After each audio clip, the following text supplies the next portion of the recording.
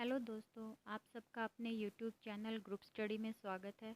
आशा करती हूँ सब स्वस्थ होंगे, मस्त होंगे। मैं भी बहुत अच्छी हूँ। उम्मीद है कि आप सबके त्यौहार अच्छे से मन रहे होंगे। करवा भी जा चुका है, होली भी जा चुकी है और कल दिवाली थी तो सबने खूब सेलिब्रेट किया होगा। मैंने भी बहुत सेलिब्रेट किया और आई थिंक बहुत साल के बाद मैंने कल पटाखे जलाए हैं। बहुत मज़ा आया बच्चों के साथ पटाखे जला के। लेकिन मौज मस्ती के बाद थोड़ी सी अपनी स्टडी पे हमें वापस से फोकस करना होता है। बीच में ये दिवाली की सफाई और ये सब होने के बाद अब थोड़ा सा रिलैक्स मोड में आना शुरू हो गए हैं और स्टडी की तरफ फोकस देना भी उतना ही ज़रूरी है जितना कि बाकी काम है हमारे, क्योंकि इसके बिना तो काम नहीं चल सकता ना। तो आज हम कुछ क्वेश्चन करेंगे और ऑप्शन मैं सिर्फ उनके जो आंसर हैं वही बोलूँगी, साथ के साथ छोटी वीडियो बनाऊंगी, ज़्यादा बड़ी वीडियो नहीं करना चाहूँगी इस चीज़ को मैं। तो चलिए शुरू करते हैं। फर्स्ट क्वेश्चन है, सिद्धों का संबंध किससे है? बौद्ध मत से। नेक्स्ट क्वेश्चन देख लेते हैं। मैं छोटा कर देती हूँ, छोटा करने पे थोड़ा सा साइड के क्वेश्चन आते हैं तो इस वजह से मैंने इसको थोड़ा बड़ा कर दिया था। बौद्ध मत की महायान शाखा के साधन पक्ष में किस प्रमुख तत्व के प्रवेश से वज्रयान का उदय हुआ? कौन से महायान शाखा के जो साधना पक्ष में किस प्रमुख तत्व के प्रवेश से वज्रयान का उदय हुआ था? तांत्रिक साधना से। नेक्स्ट है, सिद्ध मत में 5 मकार कौन से हैं? कौन कौन से हैं? मध्य, मास, मत्स्य, मैथुन और मुद्रा। उसके बाद फोर्थ है, सहजयान को वज्रयान की कौन सी अवस्था माना गया है? कौन सी अवस्था माना गया? सिद्ध अवस्था। उसके बाद फिफ्थ है, एक सेकेंड, यहाँ इसे थोड़ा सा बड़ा कर लेते हैं हम। चर्यापद का संबंध किससे है? सिद्ध मत से। किससे है चर्यापद का संबंध? सिद्ध मत से। नेक्स्ट है, डिंगल शैली का प्रयोग किसमें मिलता है? रासो साहित्य। और रासो साहित्य कौन सा है हमारा? राजस्थानी साहित्य को रासो साहित्य बोलते हैं। तो डिंगल शैली का प्रयोग किसमें मिलता है? रासो साहित्य में। गुह्य समाज या श्री समाज का संबंध किससे है? वज्रयान से। सिद्धों की तांत्रिक साधना में सहयोग स्त्री को क्या कहा जाता था? डोमिनी, भैरवी, महामुद्रा। ये सारे के सारे उनके जो सहयोग स्त्री थी उनको इन नाम से जाना जाता था। डोमिनी, भैरवी, महामुद्रा। सिद्धों की बानी, एक सेकेंड, सिद्धों की बानियों की भाषा को क्या कहा जाता है? संध्या भाषा। नेक्स्ट है क्वेश्चन नंबर 10, सिद्ध साधना में डोमिनी या भैरवी का अर्थ है? इसका क्या अर्थ हो जाएगा? अभी हमने इससे रिलेटेड एक क्वेश्चन किया था ना। वामाचार में सहयोगी प्रायः नीच जाति की स्त्री। हमने क्वेश्चन नंबर 8 में किया था, मैं आपको फिर से दिखा देती हूँ। क्वेश्चन को घुमा फिरा के वैसे ही पूछते हैं। सिद्धों की तांत्रिक साधना में सहयोग स्त्री को क्या कहा जाता है? क्या कहा जाता है? जो सहयोग स्त्री है उसको क्या कहा जाता है? डोमिनी, भैरवी, महामुद्रा। अब 10th क्वेश्चन में उसने इसको घुमा के कैसे पूछ लिया है थोड़ा सा। सिद्ध साधना में डोमिनी या भैरवी का अर्थ क्या है? क्या अर्थ है? अब हमें ये तो पता चल गया कि ये एक जो सहयोग स्त्री का जो नाम उसको दिया गया है सिद्ध साधना में, डोमिनी और भैरवी।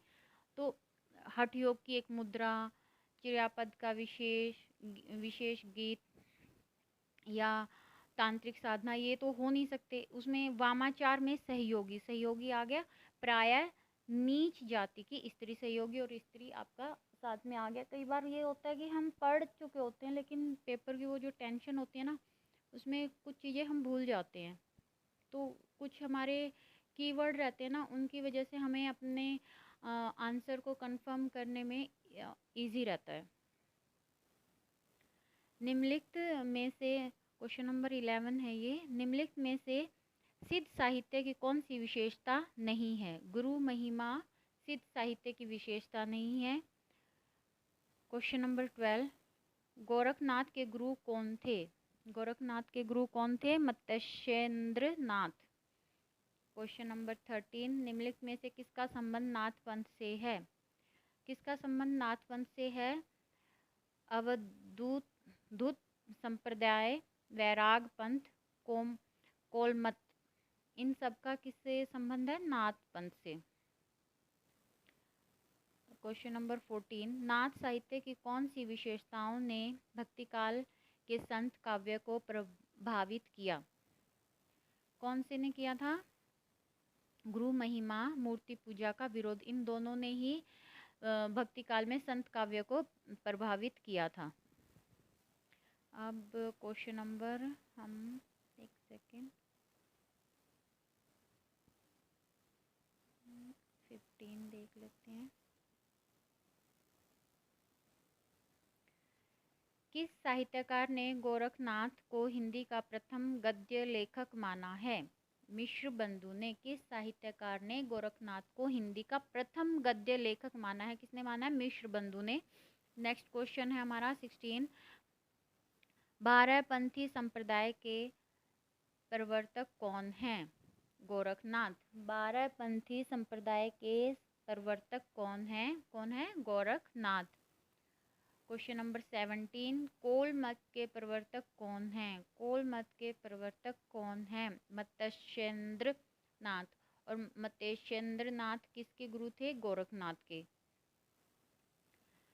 सिद्ध साहित्य के संदर्भ में कौन सा कथन असत्य है? सिद्ध साहित्य के संदर्भ में कौन सा कथन असत्य है? असत्य कथन बताना है। जो ये आ जाता है ना अपना यहाँ पे असत्य या नहीं है, ये जो इनका हमें बहुत ध्यान रखना होता है, क्योंकि ये चीज़ हमें बहुत पजल करती है क्वेश्चन पेपर में। अब इसमें से जो असत्य है उस वो हमारा सही आंसर हो जाएगा, तो वो कौन सा हुआ? मूर्ति पूजा का विशेष महत्व। सिद्ध साहित्य में मूर्ति पूजा का विशेष महत्व नहीं था, ये असत्य है। बाकी जो भी हैं इसमें ये सारे सत्य हैं। इसमें हठयोग और तांत्रिक साधना प्रमुख है सिद्ध साहित्य में। सिद्धि के लिए स्त्री का भोग आवश्यक माना गया है किसमें? सिद्ध साहित्य में। रहस्य भावना की प्रमुखता है कहाँ पे? सिद्ध साहित्य में। नेक्स्ट देखते हैं क्वेश्चन नंबर 19, हिंदी साहित्य की किस काव्यधारा पर सिद्ध और नाथ साहित्य का सर्वाधिक प्रभाव दृष्टिगोचर होता है? संत काव्य पर। हिंदी साहित्य की किस काव्यधारा पर सिद्ध और नाथ साहित्य का सर्वाधिक प्रभाव दृष्टिगोचर होता है? दोनों का ही, सिद्ध का भी और नाथ साहित्य का प्रभाव कहाँ पे दिखता है? संत काव्य पे। क्वेश्चन नंबर 20, सिद्धों और नाथों में किस बात को लेकर मतभेद था? कौन सी बात को लेकर मतभेद था? साधना में नारी का भोग। जो सिद्ध थे वो साधना में नारी का भोग मानते थे, और जो नाथ थे वो इस चीज़ को मानते नहीं थे।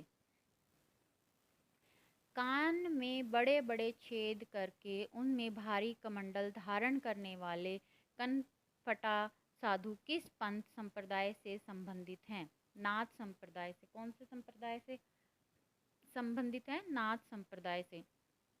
क्वेश्चन नंबर 22, वैराग पंथ किस संप्रदाय की शाखा है? गोरखपंथी संप्रदाय की। वैराग पंथ किस संप्रदाय की शाखा है? गोरखपंथी संप्रदाय की। श्रावकाचार रचना का संबंध किस मत से है? जैन मत से। श्रावकाचार रचना का संबंध किस मत से है? जैन मत से। नेक्स्ट देखते हैं 24, सरहप्पा सिद्ध कवि की कौन सी रचना है? दोहा कोश। सरहप्पा सिद्ध कवि की कौन सी रचना है? दोहा कोश। गोरखबानी का संपादन किसने किया? गोरखबानी का संपादन किसने किया? पीताम्बरदत्त बड़थलवाल, पीताम्बर दत्त बड़थलवाल। चर्यापद के रचनाकार कौन हैं? चर्यापद के रचनाकार कौन है? शबरप्पा। भरतेश्वर बाहुबली रास के रचनाकार कौन है? शालिभद्र सूरी। कौन है? शालिभद्र सूरी किसके रचनाकार हैं? भरतेश्वर बाहुबली रास के। क्वेश्चन नंबर 28, सिद्ध साहित्य में अपभ्रंश भाषा का कौन सा रूप मिलता है? अर्धमागधी। सिद्ध साहित्य में अपभ्रंश भाषा का कौन सा रूप मिलता है? अर्धमागधी। रेवंतगिरी रास के रचनाकार कौन हैं? विजय सेन सूरी। विजय सेन सूरी किसके रचनाकार हैं? रेवंतगिरी रास के। क्वेश्चन नंबर 30, उपदेश रसायन के लेखक कौन हैं? जिनदत्त सूरी। जिनदत्त सूरी किसके लेखक हैं? उपदेश रसायन के। जही मन पवन न संचरई, रवि सही नाही पवेश, तही बट चित बिसाम, करु सरहे कही उपवेश। यह पंक्ति किस कवि की है? यह किस कवि की है? सरहप्पा की। क्वेश्चन नंबर 32, एक सेकंड में इसको थोड़ा और छोटा कर देती हूँ ताकि आपको सारे ऑप्शन दिख जाएं इसमें। आई थिंक आपको दिखाई दे रहा होगा, ऐसे कर लेती हूँ। हाँ, उनकी रचनाओं का जीवन की स्वाभाविक सरणियों, अनुभूतियों और दशाओं में कोई संबंध नहीं है। वे सांप्रदायिक शिक्षा मात्र हैं, अतः शुद्ध साहित्य की कोटि में नहीं आ सकती। उपयुक्त उदाहरण के लेखक कौन हैं? रामचंद्र शुक्ल। ये किसने लिखी हैं? रामचंद्र शुक्ल ने। क्वेश्चन नंबर 33, का आ तरवर पंच निडाल, चंचल चिए पैठो काल। यह पंक्ति किसकी है? लुइपा की। किसकी है? लुइपा की। क्वेश्चन नंबर 34, शंकराचार्य के बाद इतना प्रभावशाली और इतना महिमान्वित भारतवर्ष में दूसरा नहीं हुआ। भक्ति आंदोलन से पूर्व सबसे शक्तिशाली धार्मिक आंदोलन गोरखनाथ का भक्ति मार्ग ही था। इस उदाहरण के लेखक कौन हैं? हजारी प्रसाद द्विवेदी। कौन है? हजारी प्रसाद द्विवेदी। क्वेश्चन नंबर 35, आदिकाल नाम भ्रामक है, इससे बाबा आदम के ज़माने का आभास होता है। यह कथन किसका है? बच्चन सिंह का। क्वेश्चन नंबर 36, तुम्बी में त्रिलोक समाया, त्रिवेणी रिनचंदा, बूझो रे ब्रह्म ज्ञानी, अहनहद नाद अभंगा। यह पंक्ति किसकी है? गोरखनाथ की। क्वेश्चन नंबर 37, थोड़ा सा बड़ा कर लेते हैं, छोटा आ गया तो ये। सिद्धों का महासुखवाद क्या है? सिद्धों का महासुखवाद क्या है? संभोग की चरम परिणति। क्वेश्चन नंबर 38, लोक भाषा में कौन सा साहित्य लिखा गया? सिद्ध साहित्य किसमें लिखा गया? लोक भाषा में। क्वेश्चन नंबर 39, सिद्ध साहित्य का क्षेत्र कौन सा है? सिद्ध साहित्य का क्षेत्र कौन सा है? पूर्वी क्षेत्र। क्वेश्चन नंबर 40, जैन साहित्य किस क्षेत्र में लिखा गया था? पश्चिमी क्षेत्र में। सिद्ध साहित्य पूर्वी क्षेत्र में और जैन साहित्य पश्चिमी क्षेत्र में। क्वेश्चन नंबर 41, रास ग्रंथ रूप किस साहित्य का लोकप्रिय रूप था? जैन साहित्य का। रास ग्रंथ रूप किस साहित्य का लोकप्रिय रूप था? जैन साहित्य का। और नेक्स्ट देख लेते हैं हम 42 नाथ संप्रदाय में आदिनाथ किसे माना गया है?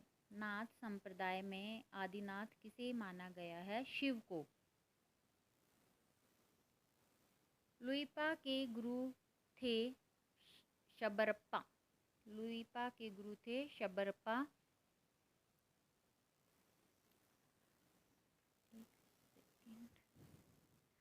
आचार, रास, फाग, चरित शैलियाँ मिलती हैं जैन साहित्य में।